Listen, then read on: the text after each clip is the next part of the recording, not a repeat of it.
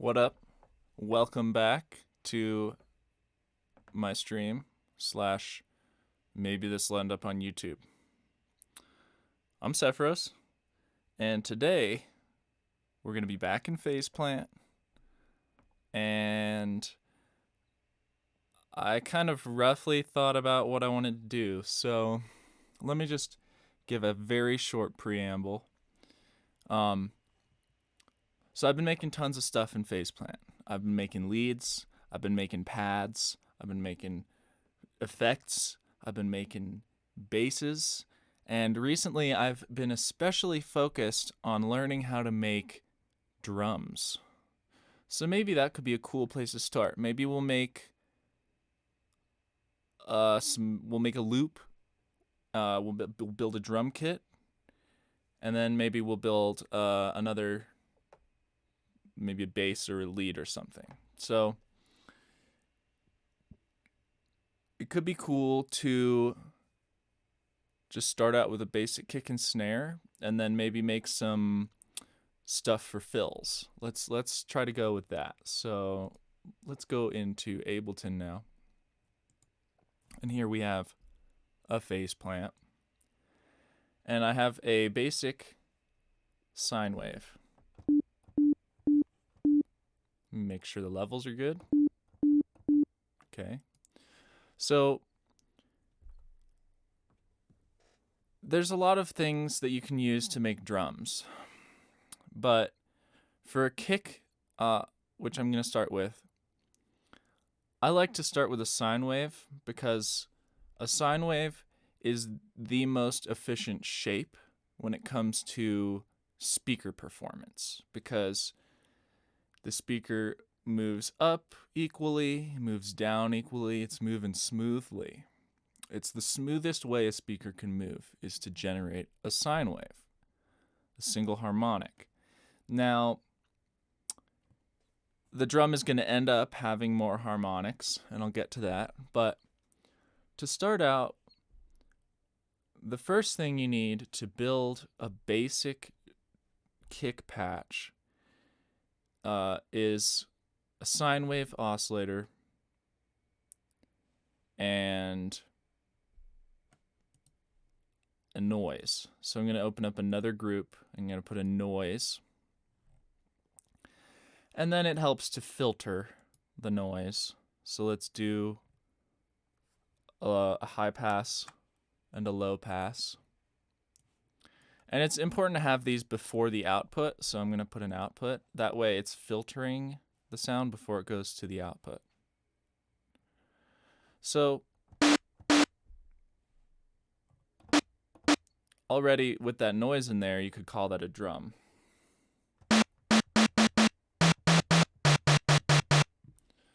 So I'm going to use a drum rack here, Ableton's drum rack.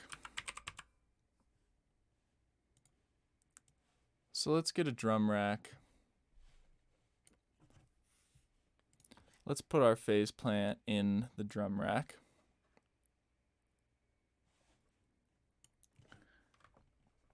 I'm going to plug in my MIDI fighter. So next thing we're going to need is to be able to tune this. So I'm going to get a MIDI pitch plugin.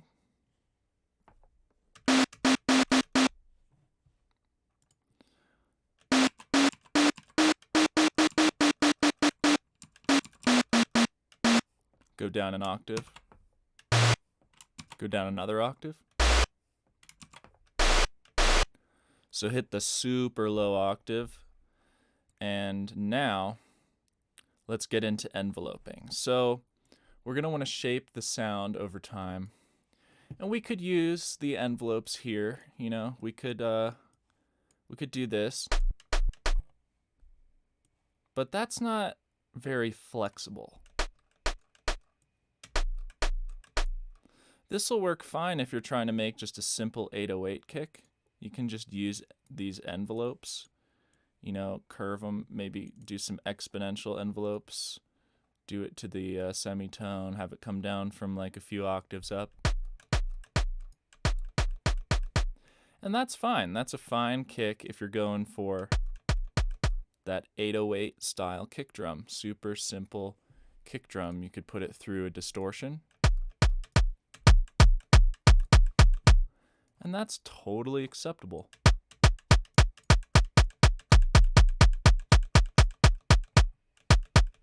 Maybe filter this high pass a little more. Maybe turn it down a bit more. Maybe have the noise, the sustain up slightly, and then the release long.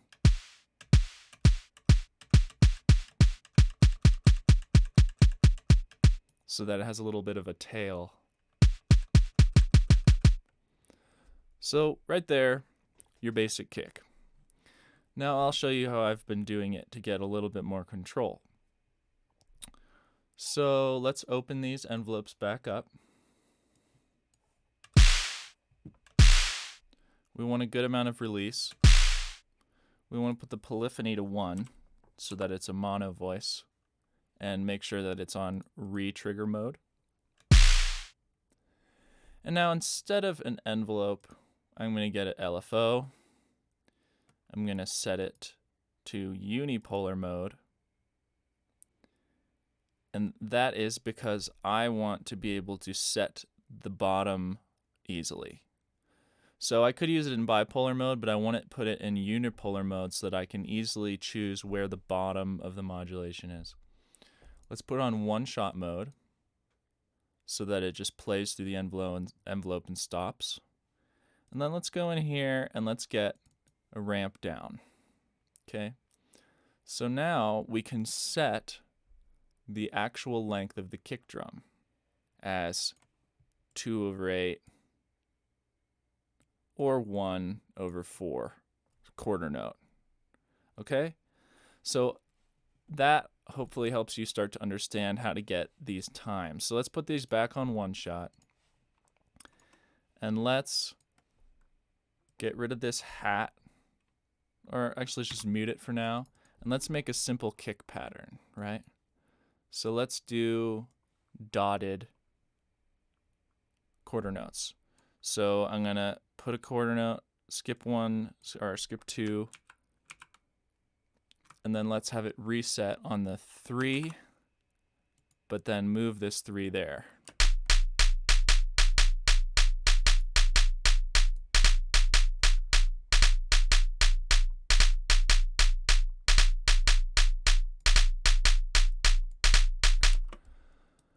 Okay, so let's actually not have this fast one there. Okay, so let's build the kick drum now. So we have envelopes, they're set to an 1/8 note. And for me, that's a bit long. That's a bit long for a kick. And actually, the volume of the sine wave is set here to quarter note. So let's go up to 1/8 note and hear what that sounds like. I think that that's good for now. What we can do is we can shorten the kick up inside this LFO. So let's shorten it up.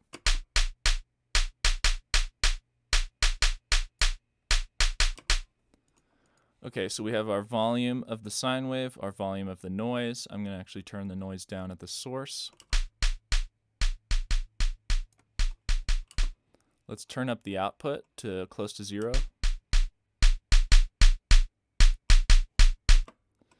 Okay, so this is our basic volume shaping LFO setup.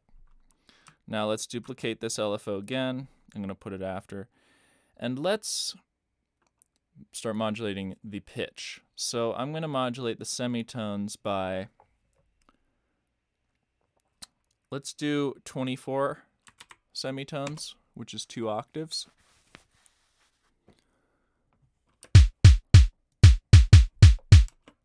And then let's duplicate this again. And let's do a really steep, really short spike.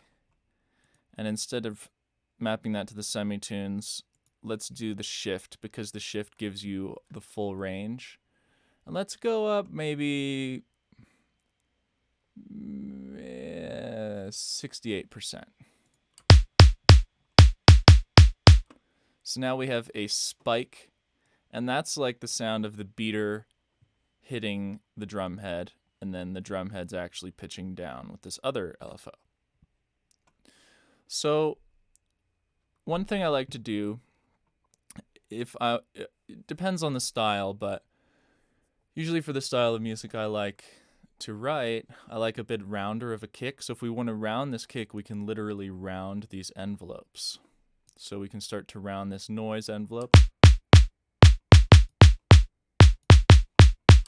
And then this envelope that's controlling the volume of the sine wave.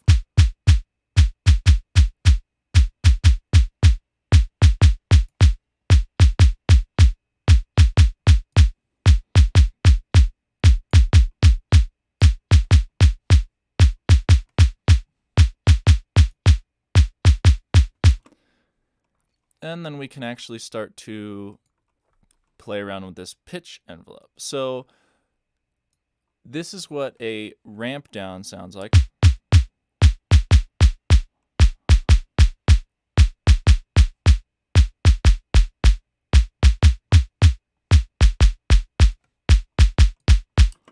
And let's actually increase this. Let's do, for the main pitch envelope here, let's try 36. Let's do 48. 48.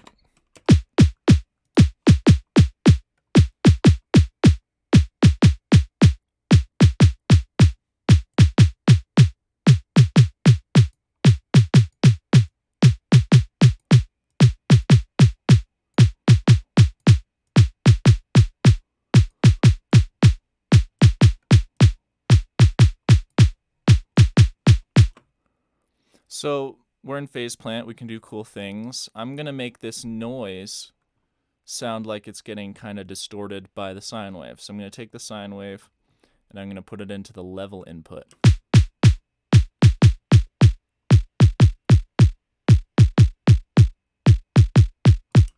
Of the noise. Let's give the noise a little stereo image.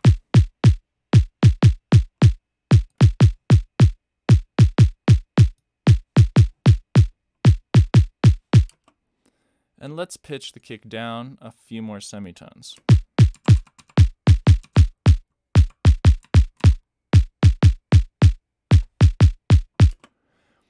Now I've looked at and listened to acoustic drums a bit, and from that I've noticed that it's usually not just a clean ramp like this. You hit a drum and it actually goes ooh, like the pitch oscillates up and down. So there's a few ways we could recreate that. The first is we could just draw it in, right? You know, already that sounds more physical, and that's more or less random. But if we want to be more mathematical and precise about creating that kind of acoustic flavor in the way the pitch is being modulated,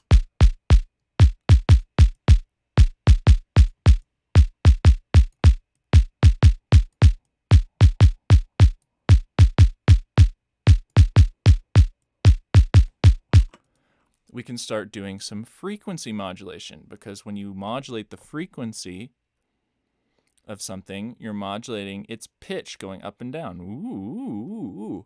Now that's not phase modulation. Phase modulation is in the time domain. You can see if I modulate this phase, it's going back and forth in time. If I modulate the shift, it's stretching the waveform without moving the start point. That's the difference. So we're going to modulate this shift with an oscillator. So let's get another wavetable.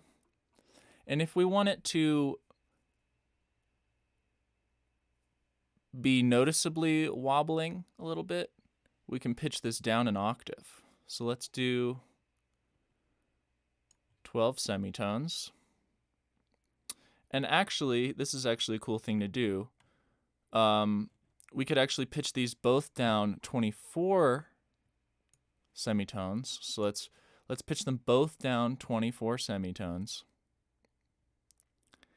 And then we can have a perfect harmonic relationship instead of equal temperament relationship by making this audible oscillator, because it's above the output, play maybe the second octave, or not the second octave, the second harmonic, or the fourth harmonic, both of which are going to sound like an octave of the root note.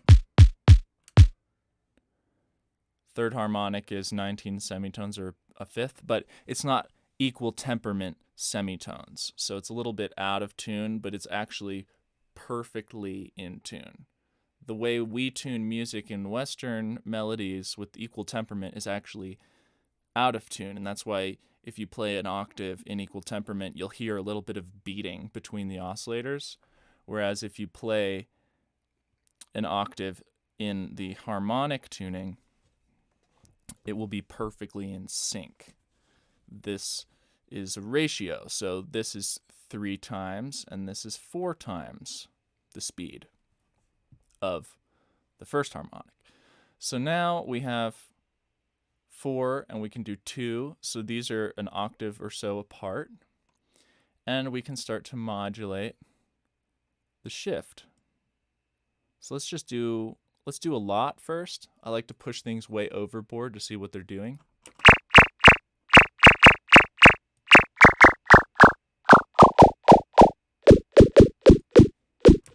We're getting a little too loud here. So one thing that you want to do here is modulate this FM oscillator or FM operator by the same amount. Or it doesn't have to be the same amount, but I'm going to start with the same amount, so 48 semitones. Okay, so it sounds a little more like a drum again. And you can hear the pitch going. It's going up and down. Now, we're going to want to not just hear that all the time, right? So we're going to control the amount of FM that's happening. So I'm going to put a duplicated version of this eighth note oscillator, our eighth note LFO envelope, and we're going to map this to the little golden star under the shift function here, and we're going to click that, and that will allow us to control the amount of modulation that's being applied. So wavetable, it's green, so you can tell that it's an audio rate modulation source. The orange is LFO, or low frequency modulation. So let's control the amount of wavetable by 100%. Okay, so now it's going to start being FM'd a lot and get less and less FM'd as this envelope goes down. So let's hear what that sounds like.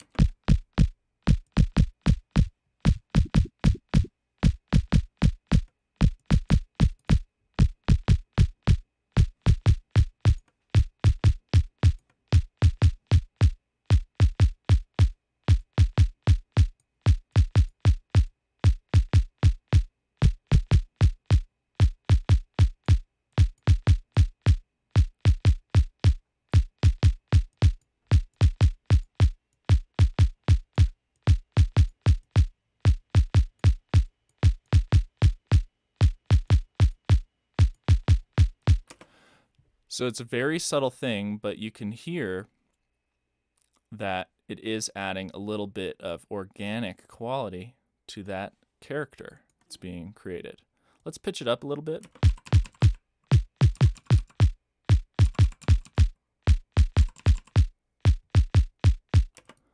That's pretty good. Let's play with this pitch envelope again.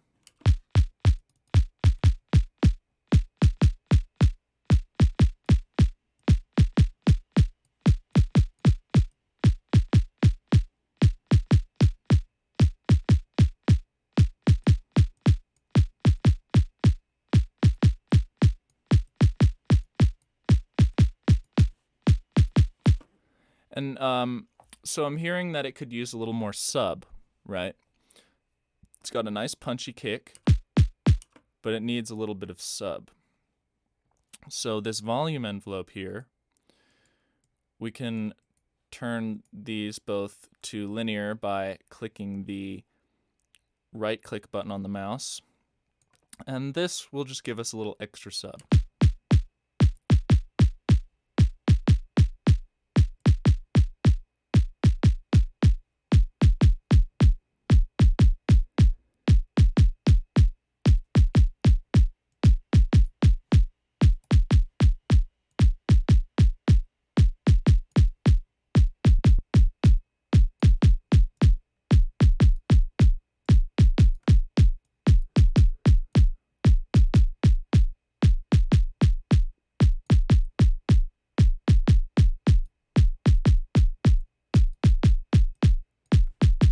So you see how with the volume shape, I can choose, okay, I want the transient this loud.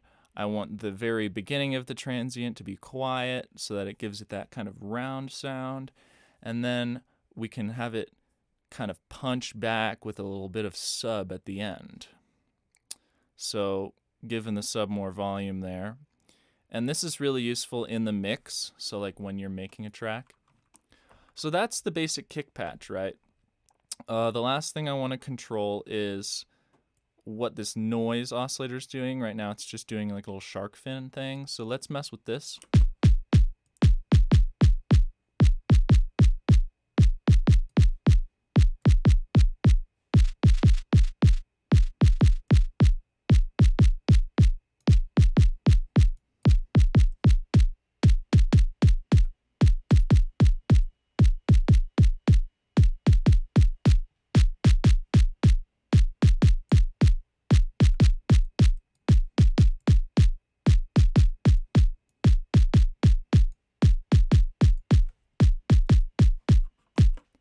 So you can see changing the way that noise carries over time can really change the character of the kick. It can make it more punchy, it can make it more aggressive or less aggressive, smoother.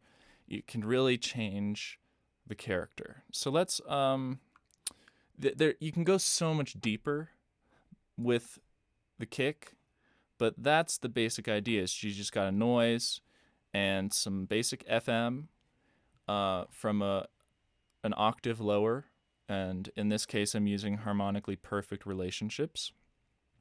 And then I guess something else to be aware of is changing the phase of your FM operator can definitely alter the character. So let's mess around with the phase of the FM operator.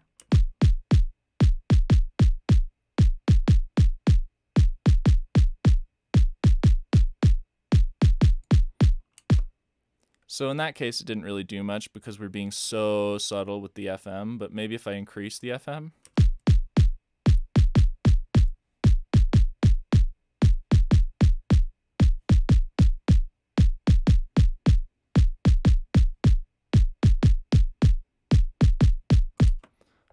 So I increase a little bit, and I hear a little extra punch when I have the phase at like 73 degrees.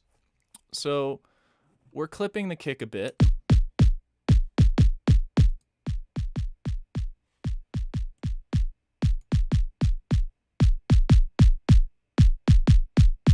So let's not clip it. Let's keep it pure.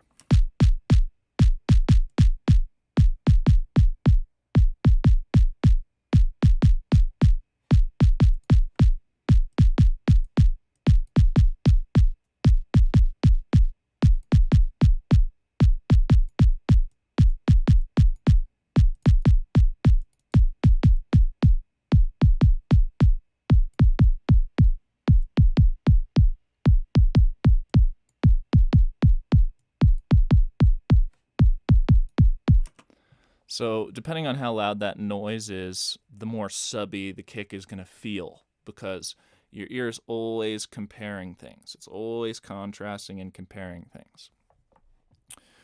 So I didn't change the volume of the oscillator up here at all, but by turning down the noise, it makes the kick feel more low end, more fat. So I'm going to go with that for now. Now we have the basic architecture for a drum, and we can change it to create a snare pretty easily. So let's make a snare by duplicating it. I'm just dragging, control dragging the cell to duplicate it. And now let's put in a snare on the 3. So the first thing I'm going to want to do is pitch this up a couple octaves. So I'm going to hold Shift and hit the up arrow.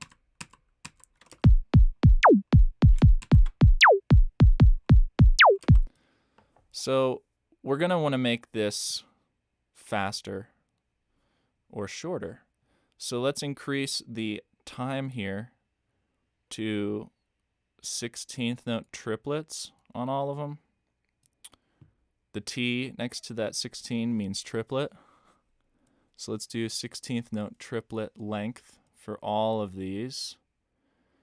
And that's why I'm using sync instead of free, is it makes it really easy to get them all in sync.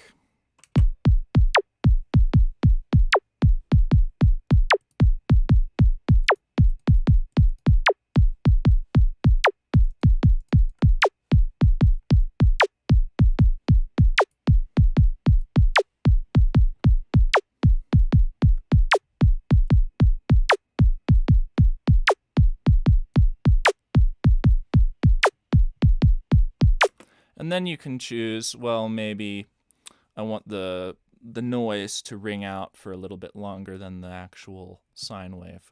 So let's change it from 16 note triplet to 16th on the noise oscillator. And let's get rid of some of our amplitude modulation.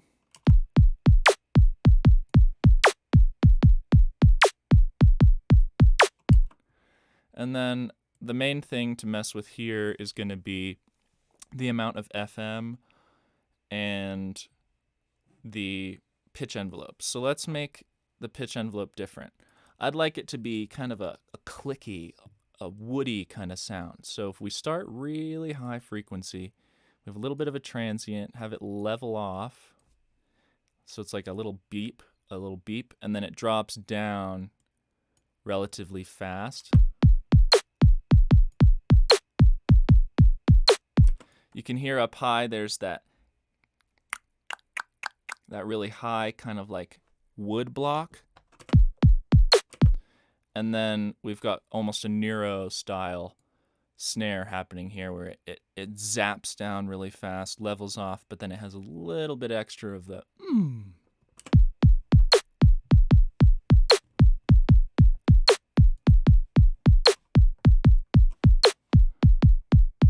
We can get a little bit of phrasing going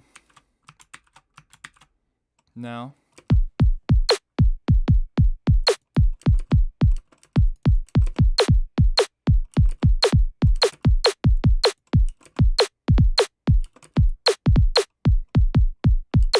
So this brings to light another thing that I like to do with my drums. So here I have 2 kicks happening quickly. And if you listen closely, they are retriggering, but they're retriggering in the middle of these envelopes. And that doesn't sound natural. So for grace notes or short notes, offbeat notes, I like to have another kick. So let's duplicate this kick here. Oops. I'm always doing that, holding the Option key instead of Control. So now we can move this grace note up to the grace note kick.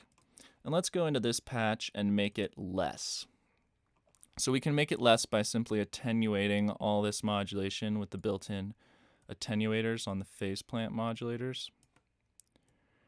Boy, that was a mouthful.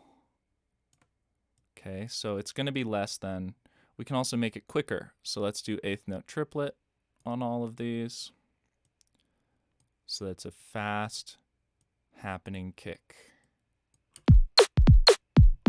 See that? Now it sounds like a drummer's hitting a drum correctly. We can turn it down slightly, or we can introduce some velocity. Because, everyone loves kick rolls.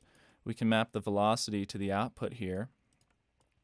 Turn it down again so that we're defining that we want the kick to be at lowest velocity this loud and at highest velocity louder. Now maybe we can find a place for a kick roll so I can show you what that sounds like. So at the end of this measure, maybe we'll do a triplet roll. I'm going to hit Control 3 to turn on the triplet grid. And then I'm just going to draw in some triplets here. And then we can make the velocity do a ramp, like so. So now if we look at the patch, you can see that the velocity is rolling.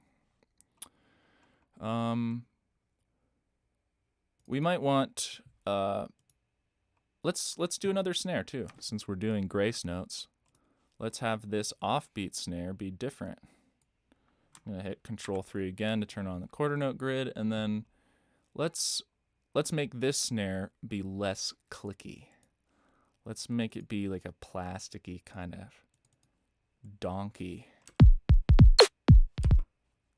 Oops, I think I manipulated the wrong.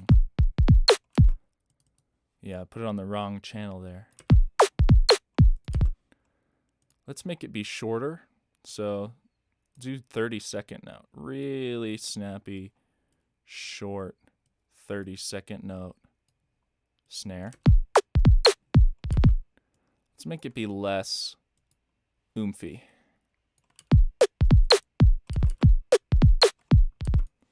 And then we can also maybe pitch it down a little bit.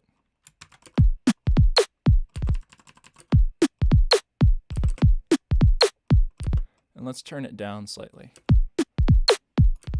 We might want to do rolls with this snare as well. So let's get a velocity plugin and do a similar thing here where we define the range of the velocity with the velocity plugin.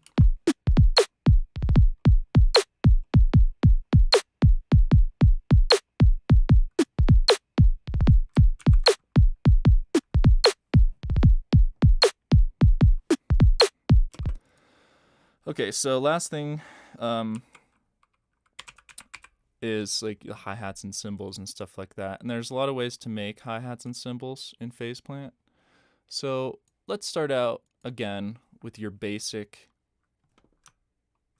hi-hat patch that you would find in like an old school drum machine. And that's basically just a noise oscillator.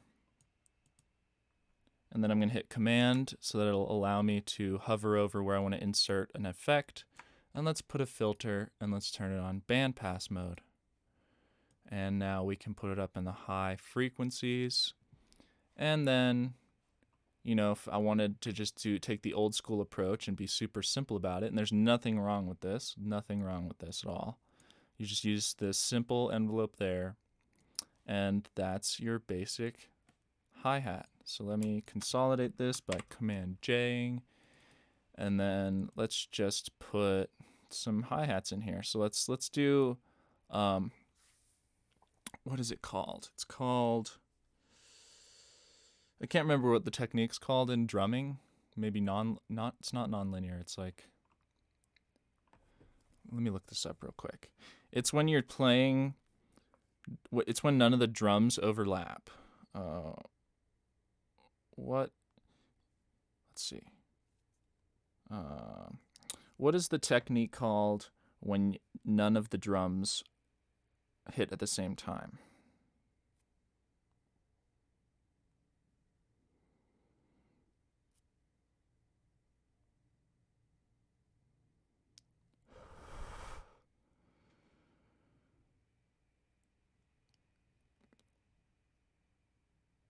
I can't find it. It has a name, but basically you just don't have any of them overlap. So let's try that first.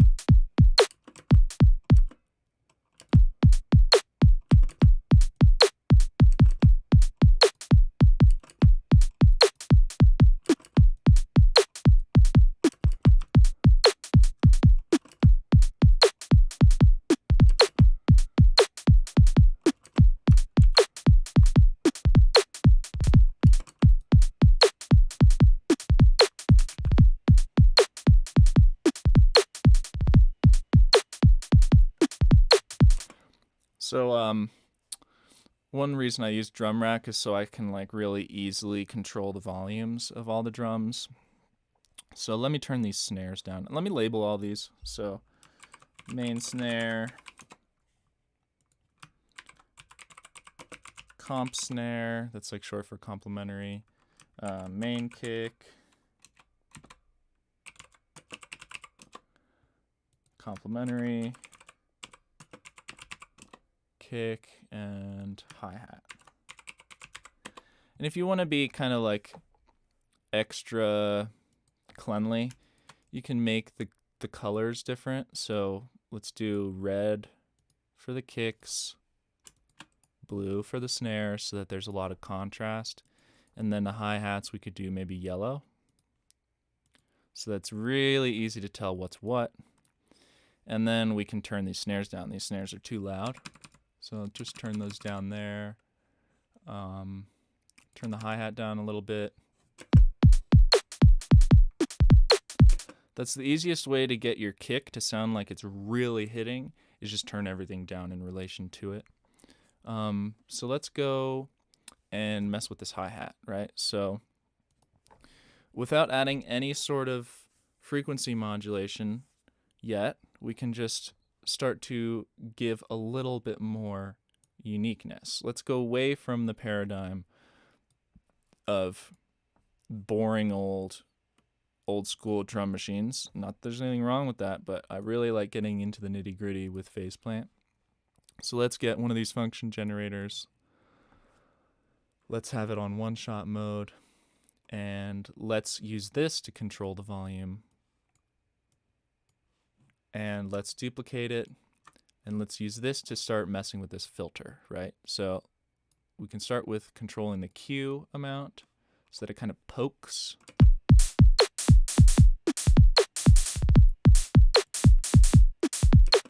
So with this hat, maybe we have a transient, and then it like kind of ducks down and almost gets like a sidechained sound.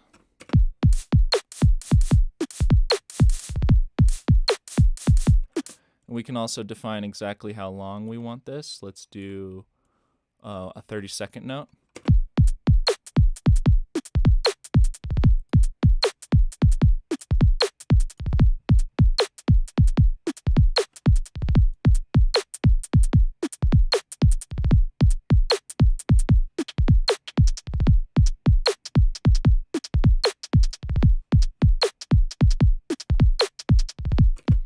So something that can sound pretty metallic is a comb filter. So let's get a comb filter out.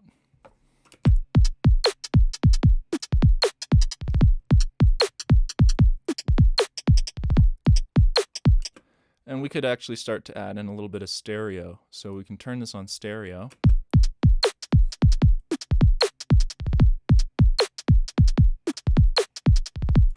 And comb filters really come alive when you start modulating them. So let's use this same LFO to just modulate the frequency high to low on the comb filter.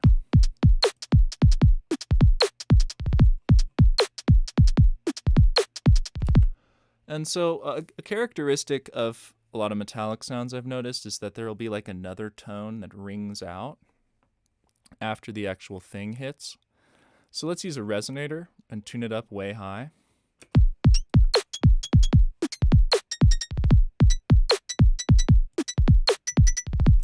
And you notice saw sounds more like a string, and square sounds more like a bell. String, metal.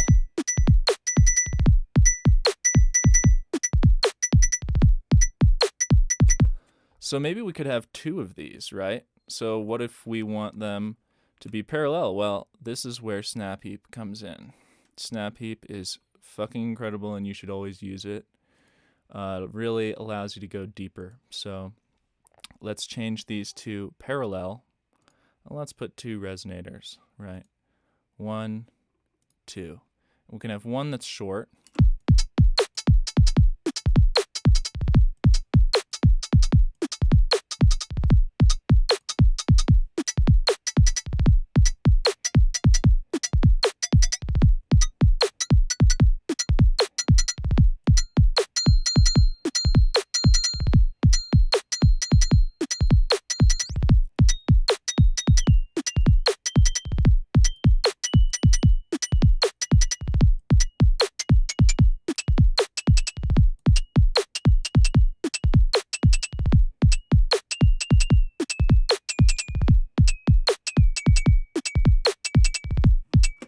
So one characteristic of metallic sounds is there's a lot of inharmonic stuff, so that's why I detuned these by like a weird ass amount. So let's kind of we can mix this in with the dry signal here using this last chain. So let's mix it in. Oh, that actually didn't work. Why doesn't that work? Oh, I guess this... that's weird. Oh, this mix is only for stuff that's on this, so we'd have to mix them in here with these mixes. We could maybe pan them slightly, so pan the initial transient here, the short one, left, and then the ringing one right. And let's turn the ringing one down.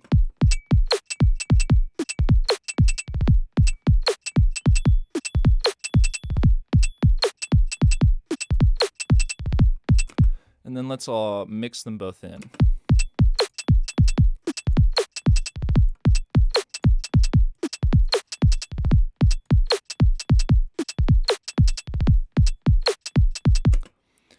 Here's another cool thing that you can do. Let's say I'd like to bring this noise back in after this filter. You can create an auxiliary, and then you can take the audio and you can route it back in. So let's route it back into the path, mix it in, and then let's filter it differently, right? So let's get another filter, another bandpass filter, put on a steeper slope and kind of do it lower down.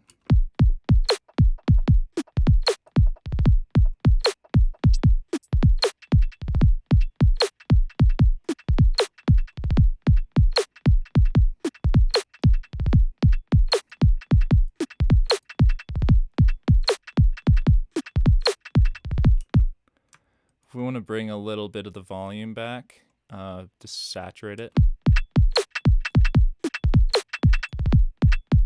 So that's cool. It's kind of like a hard-hitting hat, you know, like a little bit of a knock, but we could fade the beginning here on the volume shape.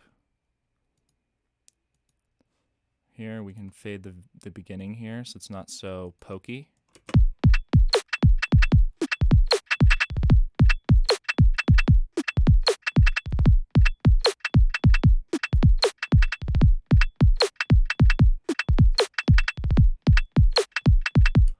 Now let's get another group and let's synthesize some metal with FM synthesis. So let's get an analog oscillator, and you can use any of these waveforms, they all work well, but let's start out with just a sine wave. Let's put an output, and then let's make an FM matrix down here that's inaudible. We're just going to use this as an FM source. So let's duplicate this a few times. Let's change the pitch of these. It's just more or less randomly. One that's really, really high, one that's higher but lower than this one, and then one that's lower than that, but they're all higher than this one. And let's start to modulate the phase. So FM as in PM or phase modulation. Let's take the output of that one and modulate this one. And then let's take the output of that one and modulate this one. So you can see it's getting really noisy, right? That's good for hi-hats. So now it's going to be about getting the right relationship pitch-wise and FM-wise. And FM synthesis is all about modulating the amount of FM. So let's get a bunch of these and let's make different shapes, right? Maybe one's pokey, maybe one's a ramp that goes up and then comes down really quick. Maybe another one is kind of like an overall, like kind of a rounded shape. And we can use these to control the amount of FM, right? So click the little star, click it again, 100%. Do that for this one, 100%. And then let's control the overall amount of modulation at the source. So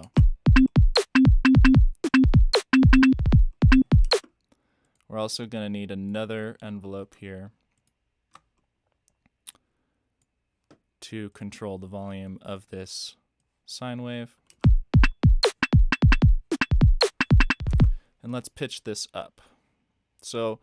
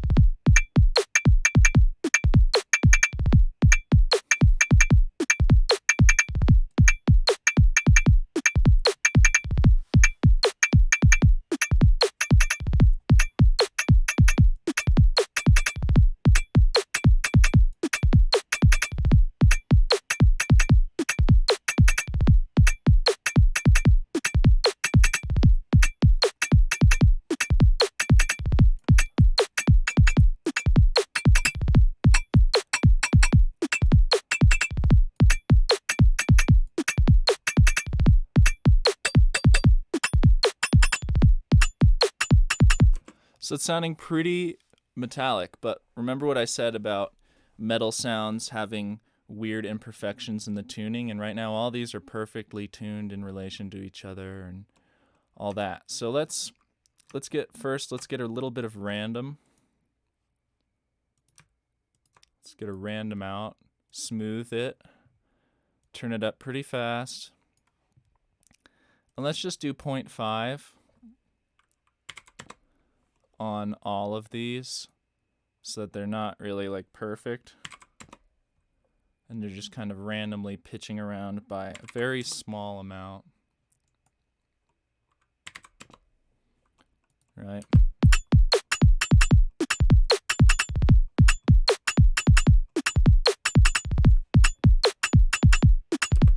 So this is kind of the body of the hat. We already have a transient, so I'm going to take the transient off and see how that works.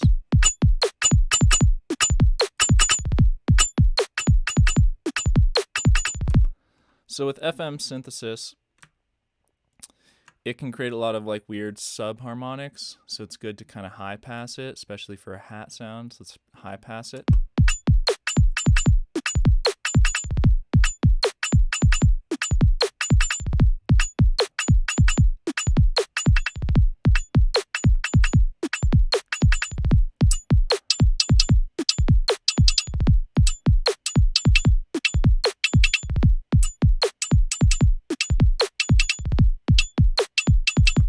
Now, some of that ringing you're hearing is actually coming from this dual resonator setup that we have, and that's because we're sending a lot more through it. So let's send this second part of the hat to lane 2, right?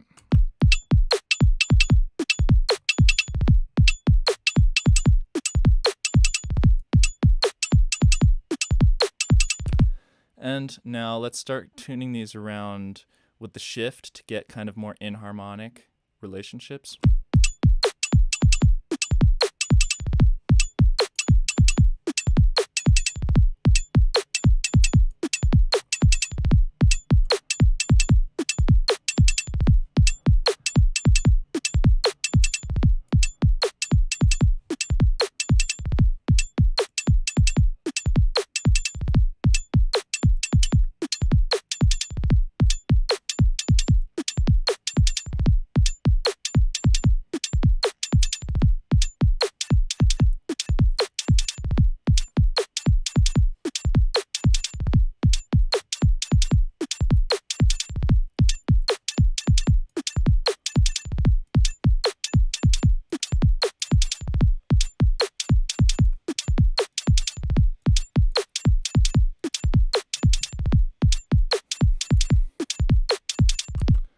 Okay, one last thing and then I'm done.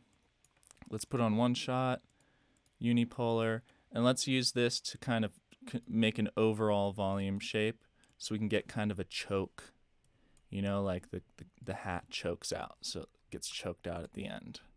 Let's use that to control the overall volume.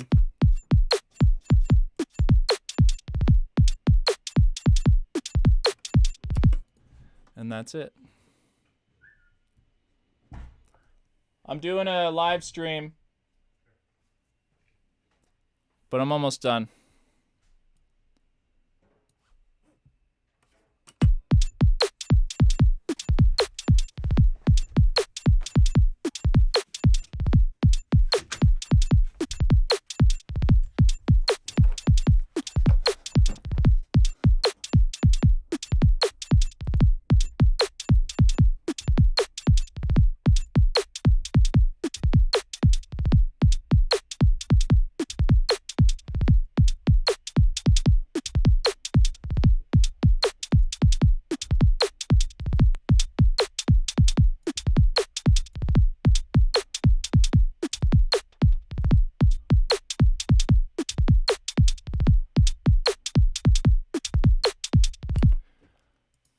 I wonder what it would sound like with a flanger.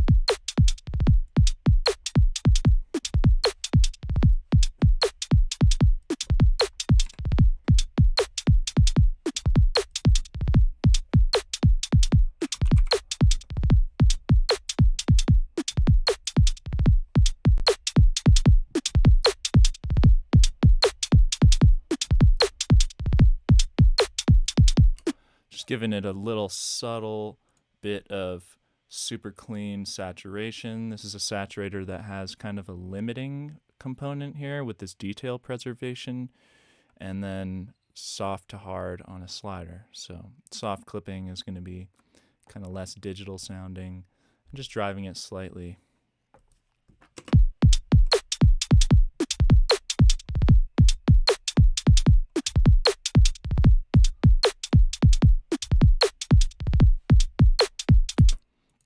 I'll throw in a bonus. So I'll throw in a bonus here. So let's say I want some plate reverb after the drums, but I don't really want the kick on it. So I can group this, and then I can get a compressor, right? Get the Ableton compressor, and we're gonna hack Ableton. Turn the ratio down, put the threshold all the way up so that's not really compressing anything, and then open up this chain here and audio from, and then let's put the hi-hats, all the upper frequency stuff in a group and call it upper, right? And then we can take the audio from the channel we're on, which is drum rack, and then upper pre-effects. Let's do post. Yeah, let's do pre-effects. No, let's do post-effects, right? So then all we have to do is click the listen button, and this is like if you're sidechaining something and you want to hear what you're sidechaining it to, you do this. It's not actually supposed to be used for what I'm using it for, but if you just leave this engaged, it's actually routing the audio into this chain, and then all we have to do is create a dry chain and then call this one plate and then turn it down.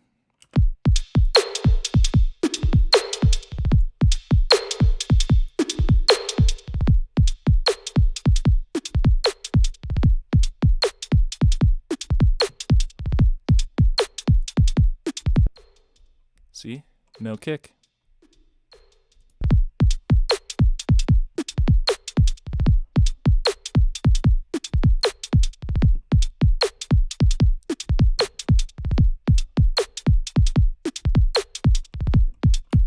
You got to make sure that your reverb is fully wet. Otherwise, you're going to start getting weird phasing because you're letting the dry signal through. The dry should only be going through this dry chain.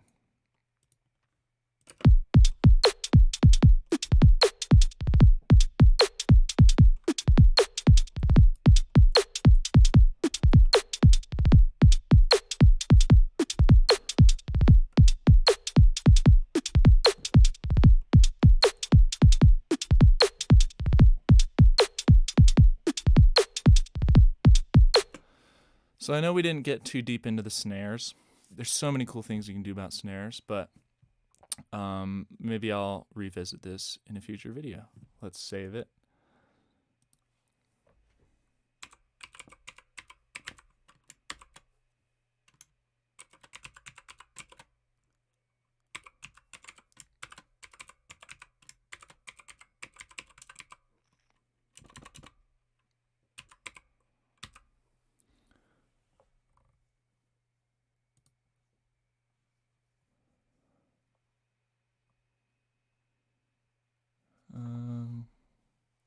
Stream tutorials. Cool, so it's saved, so we can come back to it next time. And yeah. Thanks for watching. Until next time, I'm Sephiros. Peace out.